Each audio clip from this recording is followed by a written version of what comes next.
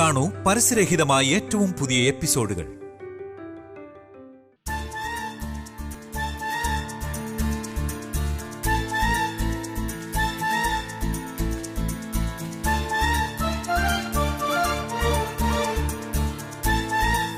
ജ്യോതി,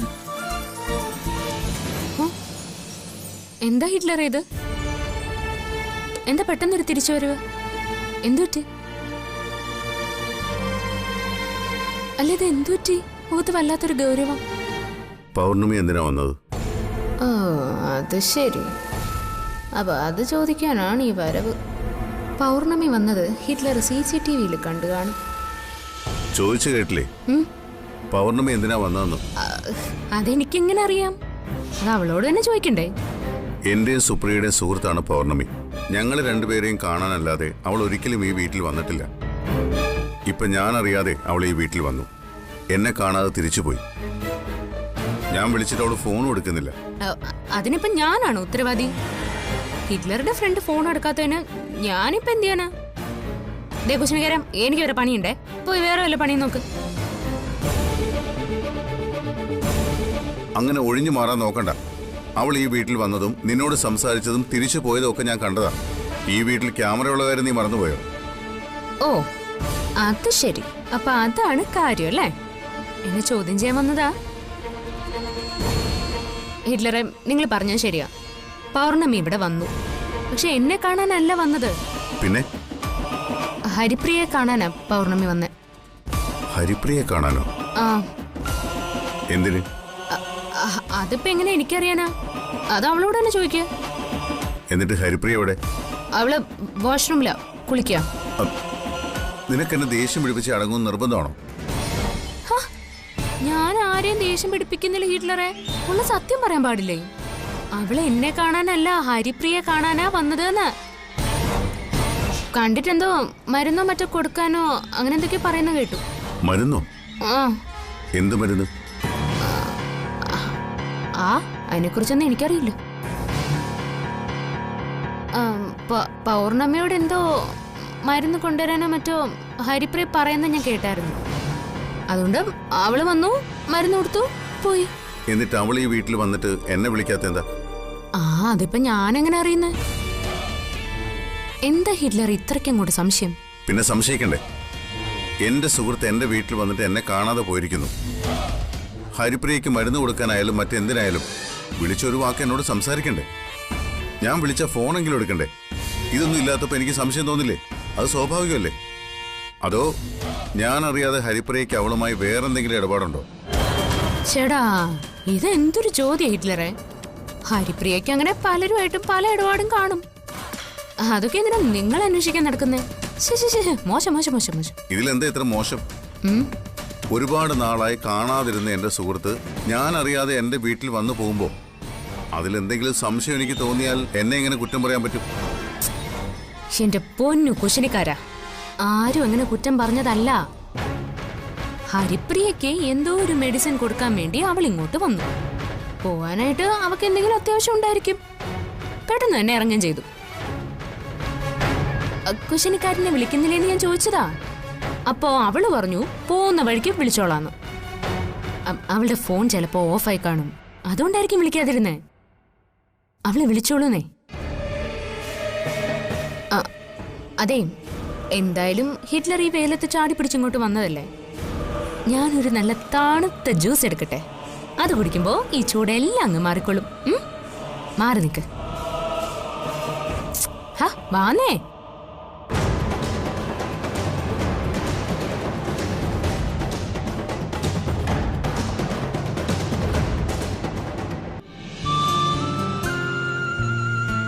താൻ എന്നോട് വിഷമമൊന്നും വിചാരിക്കരുത്.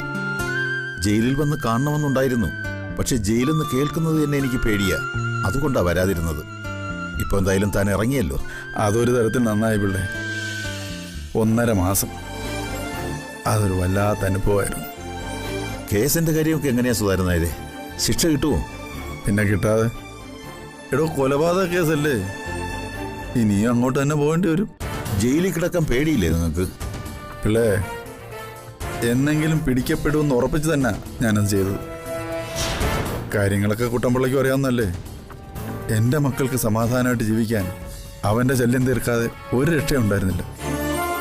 ഒരുപാട് ആലോചിച്ചു, അവനോട് യാചിച്ചു ഞങ്ങളെ ഒന്ന് വെറുതെ വിടാൻ. അവൻ കേട്ടില്ല. എൻ്റെ പ്രിയമോൾക്ക് വന്നൊരു കല്യാണവും മുടക്കില്ലേ, ആ ചെറുക്കനെ കൊന്നില്ലേ. ആ ദുഷ്ടൻ ജീവനോടെ ഉണ്ടെങ്കിൽ ഈ കല്യാണവും മുടക്കുമെന്ന് എനിക്ക് ഉറപ്പായിരുന്നു. അതുകൊണ്ടാണ് ഞാനത് ചെയ്തത്. സത്യം പറഞ്ഞാലേ ആ കാഴ്ച എൻ്റെ മനസ്സിൽ നിന്ന് പോണില്ല. തനിക്ക് ഇത്ര മനക്കെട്ടി ഉണ്ടാവുമെന്ന് ഞാൻ കരുതിയില്ല. മനക്കെട്ടി ഉണ്ടായിട്ടൊന്നും അല്ലടോ. ഒരച്ഛൻ്റെ നിസ്സഹായതയ്ക്ക് ഇനിയും താഴോട്ട് പോകാൻ ഇടമില്ലാഞ്ഞിട്ടാ. പാതാളത്തോളം താഴ്ന്നു.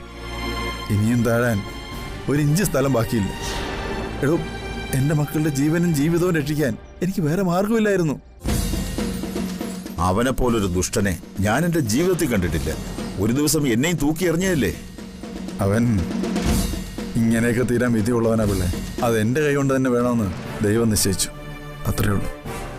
തന്റെ ഇളയ മരുമകൻ വലിയ വക്കീലല്ലേടോ. പിന്നെ DKയുടെ കയ്യിൽ ഇഷ്ടം പോലെ പണവും ഉണ്ട്. അവരെങ്ങനെയെങ്കിലും തന്നെ രക്ഷിക്കും, എനിക്കത് ഉറപ്പാ. എനിക്ക് അങ്ങനെ രക്ഷപ്പെടേണ്ട പിള്ളേ. രക്ഷപ്പെട്ടാലും എൻ്റെ മനസ്സാക്ഷിക്ക് മുന്നിൽ ഞാൻ കുറ്റവാളിയല്ലേ. ആ കുറ്റബോധത്തിൽ നിന്ന് രക്ഷപ്പെടാൻ എനിക്ക് പറ്റുവിടോ പിള്ളേ. ഇക്കാലത്ത് അങ്ങനെയൊക്കെ ചിന്തിച്ചിട്ട് എന്താ കാര്യം? ഈ ചിന്ത അവന് തോന്നിയോ? ഞാനൊരു കാര്യം പറയാം. നമ്മുടെ കൃഷിയിടത്തിലെ കൃഷി നശിപ്പിക്കാൻ വരുന്ന കാട്ടുപന്നിയെ നമ്മൾ എന്ത് ചെയ്യും? വെടിവെച്ചു കൊല്ലും. അവനൊരു കാട്ടുപന്നിയായിരുന്നു സുധാകരൻ നായരെ. താൻ പറഞ്ഞതാ സത്യം. അവൻ തീരേണ്ടവനാ. താൻ പേടിക്കണ്ടോ. തന്റെ മരുമക്കൾ തന്നെ രക്ഷിച്ചിരിക്കും. ജയിലിൽ പോകാനും ശിക്ഷ അനുഭവിക്കാനും ഒന്നും എനിക്ക് ഒരു മടിയില്ലടോ. എടോ പിള്ളേ, പല കുറ്റങ്ങൾ ചെയ്തിട്ട് വരുന്നവരാ ജയിലിലുള്ളത്. എന്നാലും അവരും മനുഷ്യരാ. ജീവിതത്തിൽ തോറ്റുപോയവരും വിധി തോൽപ്പിച്ചവരും അക്കൂട്ടത്തിലുണ്ട്. അവരുടെയൊക്കെ കഥകൾ കേട്ടാ നമ്മളൊന്നും അനുഭവിച്ചിട്ടില്ലടോ പിള്ളേ. ആ, എന്നാ പിന്നെ ഞാൻ വീട്ടിലോട്ടൊന്ന് കേട്ടാ, പിന്നെ കാണാം.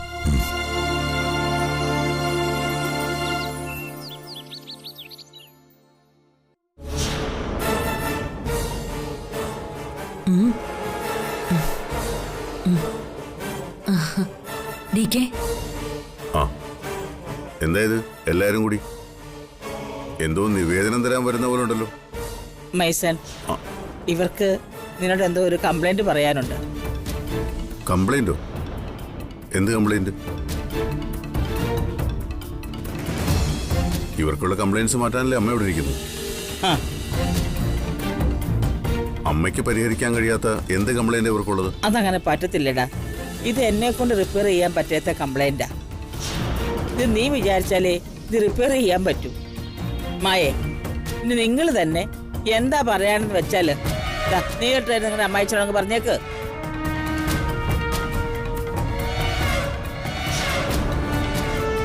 ഞങ്ങൾക്ക് പറയാനുള്ളത് ഞങ്ങളുടെ ഭർത്താക്കന്മാരെ കുറിച്ചാ. അവർക്കെന്ത് പറ്റി? ഇന്ന് രാവിലെയും കൂടി അവരെന്നെ വിളിച്ചതാണല്ലോ. അവരെ DK വിളിച്ചു, പക്ഷേ ഞങ്ങളെ ഇതുവരെ വിളിച്ചിട്ടില്ല. ഇവിടെ ഇങ്ങനെ 3 ഭാര്യമാരുണ്ടെന്ന് അവർക്കൊരു ചിന്ത പോലും ഇല്ലാത്ത മട്ടില്ല അവരിപ്പോ ജീവിക്കുന്നത്. ആര് പറഞ്ഞു? അതൊക്കെ നിങ്ങളുടെ തെറ്റിദ്ധാരണയാണ്. നിങ്ങൾക്ക് അവരോടുള്ള സ്നേഹത്തെക്കാൾ കൂടുതൽ അവർക്ക് നിങ്ങളോട് ഇഷ്ടവും സ്നേഹവും ഉണ്ടെന്നാ എനിക്ക് തോന്നിയിട്ടുള്ളത്. എന്നിട്ടാണോ ഞങ്ങളെ കുറിച്ച് ഒരു പരിഗണനയില്ലാതെ അവരിങ്ങനെ വല്ലയിടത്തും പോയി താമസിക്കുന്നത്? ഓ, അതാണോ കാര്യം? എടാ കണ്ട, അവര് പറയുന്നത് കാര്യല്ലേ. നിന്റെ ഭാര്യ എപ്പോഴും നിന്റെ കൂടെ ഉണ്ട്. ഇവരുടെ ഭർത്താക്കന്മാര് എപ്പോഴും കൂടെ ഇല്ലല്ലോ. ഇവര് കുട്ടികളല്ലേടാ. അവരുടെ ലൈഫ് അവർക്ക് എൻജോയ് ചെയ്യണ്ടേ. ഞാനിപ്പോ എന്ത് വേണോന്ന് അമ്മ പറയുന്നത്? എടാ ഞാനല്ല, ഇവരല്ലേ ഇത് പറയുന്നത്. ഞങ്ങളുടെ ഭർത്താക്കന്മാരെ ഉടനെ തിരിച്ചു കൊണ്ടുവരണം.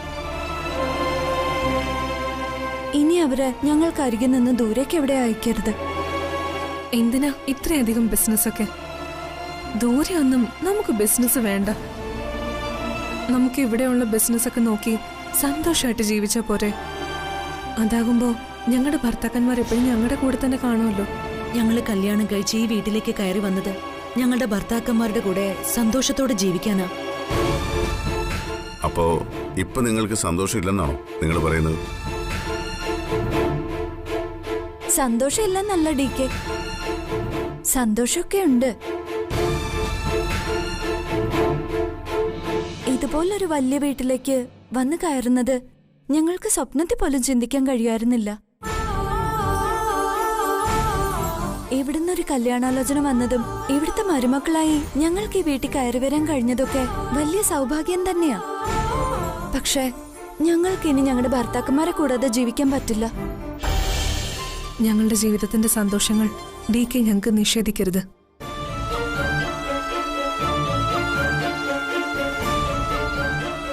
അതെ DK, എനിക്കടക്കം ഞങ്ങൾക്ക് 3 പേർക്കും ആ പരാതിയുണ്ട്. ഞങ്ങളുടെ ജീവിതത്തിന്റെ സൗഭാഗ്യങ്ങളാ DK ഇപ്പോ ഞങ്ങൾക്ക് നിഷേധിക്കുന്നത്. ഞാനങ്ങനെ മനഃപൂർവ്വം ഒന്നും നിഷേധിച്ചിട്ടില്ല. ബിസിനസിന്റെ കാര്യങ്ങളൊക്കെ അവർ കുറച്ചുകൂടി വ്യക്തമായി പഠിക്കണമെന്ന് എനിക്ക് തോന്നി. കാരണം നാളെ ഞാനില്ലെങ്കിലും അവർക്ക് ഒറ്റയ്ക്ക് ഓരോ ബിസിനസ്സും നോക്കി നടത്താൻ കഴിയണം. അതിനുള്ള പക്വതയും പരിജ്ഞാനവും വേണം. അതിനാ അവരെ ഓരോ സ്ഥലത്തേക്ക് അയച്ച് ബിസിനസ് പഠിപ്പിക്കുന്നത്. പൈസൻ, നിന്റെ കൂടെ നിന്ന് പഠിക്കാത്ത ഏത് ബിസിനസ്സാണ് ലോകത്ത് ആരെങ്കിലും പഠിക്കുന്നത്? നീയല്ലേ റിയൽ ബിസിനസ്മാൻ. അമ്മയുടെ പുകഴ്ത്തലൊക്കെ എനിക്ക് ഇഷ്ടപ്പെട്ടു. പക്ഷേ ഒരു പക്ഷേയില്ല. നീ അവരെ എത്രയും പെട്ടെന്ന് തിരിച്ചു കൊണ്ടുവന്നേ ഞാൻ പറയൂ. എന്റെ അഭിപ്രായം അത് തന്നെയാ. എടാ, ഭാര്യമാര് ഭർത്താക്കന്മാരോടൊപ്പം ജീവിക്കേണ്ടത്, അല്ലാതെ വേറെ വേറെ ഒന്നും അല്ല ജീവിക്കുന്നത്. മനസ്സിലായ? ശരി, ഞാൻ അവരോടും കൂടി ഒന്ന് സംസാരിക്കട്ടെ. ശരി, എന്നിട്ടൊരു തീരുമാനത്തിലെത്താം.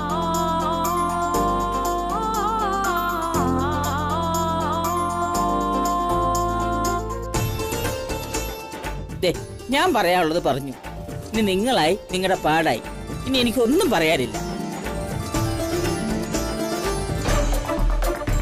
മായച്ചി, ഇത് വല്ലതും നടക്കുവോ? DK അതിനൊരു ഗൗരവം കൊടുത്തോന്ന് എനിക്ക് തോന്നുന്നില്ല. വേണ്ടുന്ന ഗൗരവമൊക്കെ DK കൊടുത്തിട്ടുണ്ട്. ഇനി എന്താ ചെയ്യുന്നെന്ന് നമുക്ക് നോക്കാം. അത് കഴിഞ്ഞിട്ട് ആലോചിക്കാം നമുക്ക് എന്ത് സമരമുറ എടുക്കണമെന്ന്.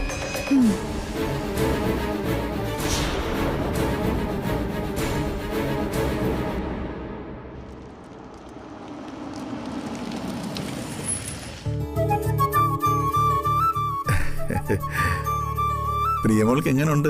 അത് പറയാനാ ഞാൻ വന്നത്. എന്താ? ആന്റി കുറച്ച് ദിവസം അവിടെ വന്ന് നിൽക്കണം.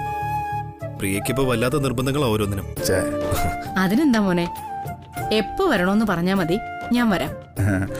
അല്ലെങ്കിലും ഗർഭകാലത്ത് പെൺമക്കളുടെ കൂടെ അമ്മമാര് നിൽക്കുന്നതാ നല്ലത്. അല്ലെങ്കിൽ തന്നെ പണ്ടേ അവൾ അങ്ങനെയാ. അവക്കൊരു പനി വന്നാ പോലും ഞാൻ കൂടെ വേണം. പിന്നെ കരച്ചിലും പിഴിച്ചിലും ഒന്നും പറയണ്ട അവളുടെ കാര്യം. ഇതിപ്പോ വയറ്റിനകത്ത് കുഞ്ഞ് നല്ലപോലെ അനങ്ങി തുടങ്ങി. ഇടയ്ക്കിടയ്ക്ക് ചവിട്ടും തുടങ്ങിയെന്ന് അവള് പറയുന്നത്.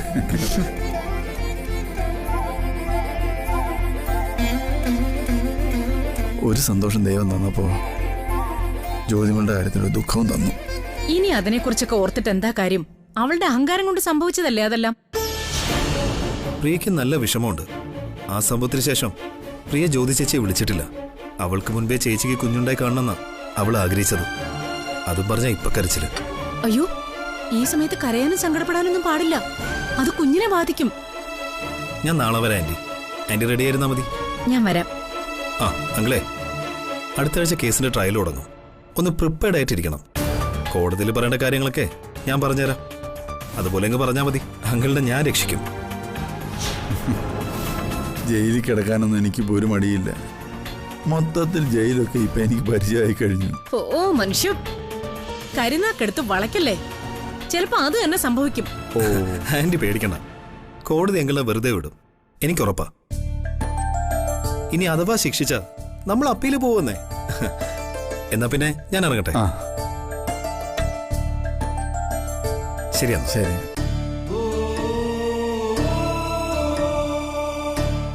പാവം, എന്നെ രക്ഷിക്കാൻ വേണ്ടി ഒരുപാട് കഷ്ടപ്പെടുന്നുണ്ട്.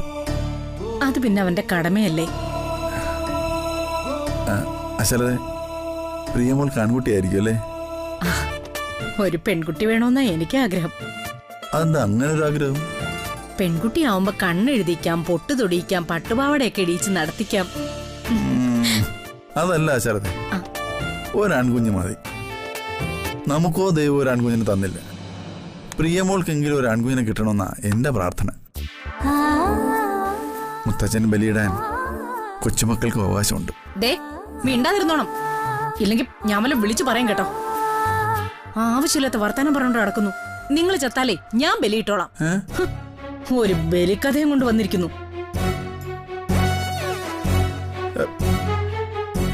എന്റെ ദൈവമേ, ഇവളെ എനിക്ക് ബലിയിടാനോ? ആത്മാവിന് പോലും നീ സമാധാനം തരത്തില്ലല്ലേ?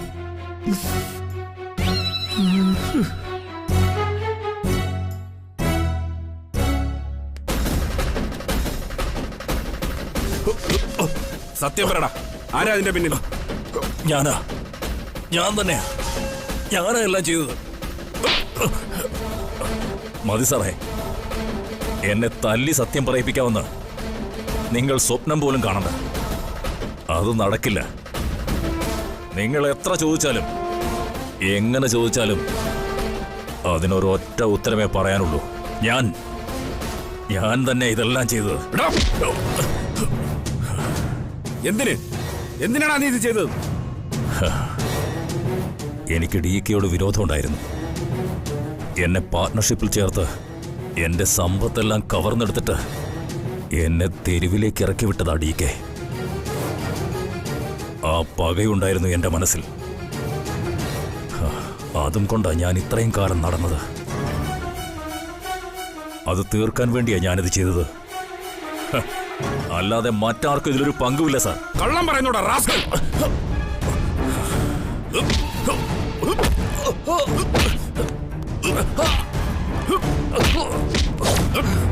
പറയടാ, സത്യം പറയടാ.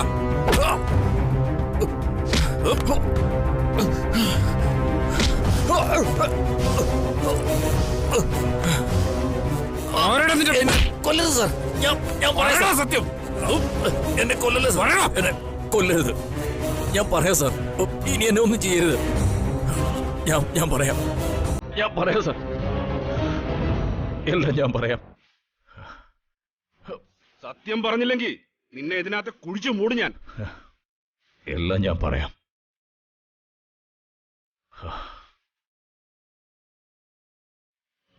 ആ വെള്ളം എടുക്ക്.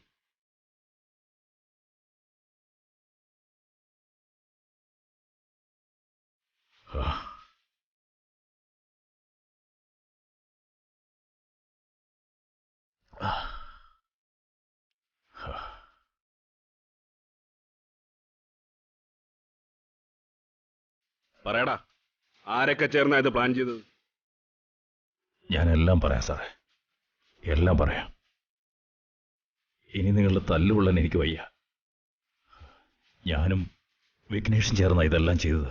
ഏത് വിഘ്നേഷ്? MP വിഘ്നേഷ്. അയാൾ പറഞ്ഞിട്ടാ ആ ഫുഡിൽ വിഷം കലർത്താനുള്ള എല്ലാ കാര്യവും ഞാൻ ചെയ്തത്. MP വിഘ്നേഷാ സാറേ എന്നെ കൊണ്ട് ഇതെല്ലാം ചെയ്യിച്ചത്. കോടതിയിൽ നീ ഈ സത്യം അതുപോലെ തന്നെ പറയോടാ? പറയാം സാറേ, ഞാനെല്ലാം പറയാം.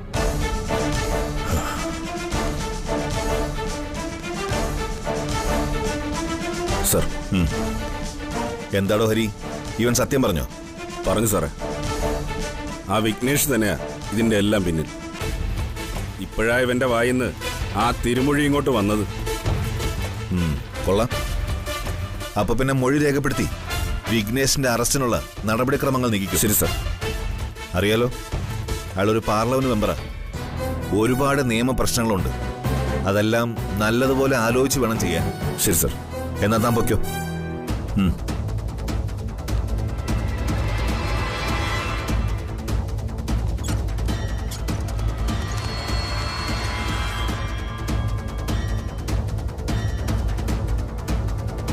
ഇപ്പൊ എന്തു പറയുന്നു മൂർത്തി? തന്റെ വാശിയൊക്കെ പോയില്ലേ? ഇതാ പറയുന്നത്, പോലീസിന്റെ മുന്നിൽ തന്റെ ഒരു മായങ്കളിയും നടക്കില്ല. ആരുടെ മനസ്സിൽ നിന്നും എന്ത് സത്യവും പിടിച്ചെടുക്കാൻ പറ്റിയ മിടുക്കന്മാരാ കേരള പോലീസിലുള്ളത്. താൻ താങ്ങി നിൽക്കത്തില്ല. ഇപ്പോ തനിക്കത് മനസ്സിലായില്ലേ? സാറേ, ഇനി എന്നെ ഒന്നും ചെയ്യില്ലെന്ന് പറയണേ സാറേ. എനിക്കിനി അടികൊള്ളാൻ വയ്യ, ചത്തുപോകും ഞാൻ. എടോ മൂർത്തി, തന്നെ രക്ഷിക്കാൻ ഒരുപാട് തവണ ശ്രമിച്ചവനായി DK. താൻ കള്ളനും സ്ഥിരതയില്ലാത്തവനാണെന്ന് അറിഞ്ഞിട്ടും തന്നെ ബിസിനസ്സിൽ ഒപ്പം കൂട്ടി, തന്റെ ജീവിതം രക്ഷിക്കാൻ ശ്രമിച്ചു. ആ ഒരു തെറ്റേ ഡി കെ ചെയ്തിട്ടുള്ളൂ. അന്നേ ഞാൻ ഡി കെയോട് പറഞ്ഞതാ തന്നെ ഒപ്പം കൂട്ടരുതെന്ന്. പക്ഷേ അയാൾ കേട്ടില്ല. തന്നെ ഒപ്പം കൂട്ടി ബിസിനസ് ചെയ്തു. ആ ബിസിനസ്സിൽ താൻ അയാളെ വഞ്ചിച്ചു. ഹോട്ടൽ വെച്ച് മയക്കുമരുന്ന് കച്ചവടം നടത്തിയപ്പോഴാ ഡി കെ തന്നെ പുറത്താക്കിയത്. പിന്നീട് പല വട്ടം താൻ ഡി കെ ഉപദ്രവിക്കാനും ഇല്ലാതാക്കാനും ശ്രമിച്ചു. എന്നിട്ടും ഡി കെ അതിനെല്ലാം അതിജീവിച്ചു. ഇപ്പോ MP വിഘ്നേഷിന്റെ കൂടെ ചേർന്ന് ഡി കെ കൊലക്കേസിൽ പ്രതിയാക്കി ജയിലിൽ തള്ളാനാ നീ ശ്രമിച്ചത്. പക്ഷേ സത്യം എന്തായാലും പുറത്തു വരുമെന്ന് നീ വിചാരിച്ചില്ല. നീ കാത്തിരുന്നോ? നിന്റെ MP വിഘ്നേഷും താമസിയാതെ നിന്റെ കൂടെ എത്തും.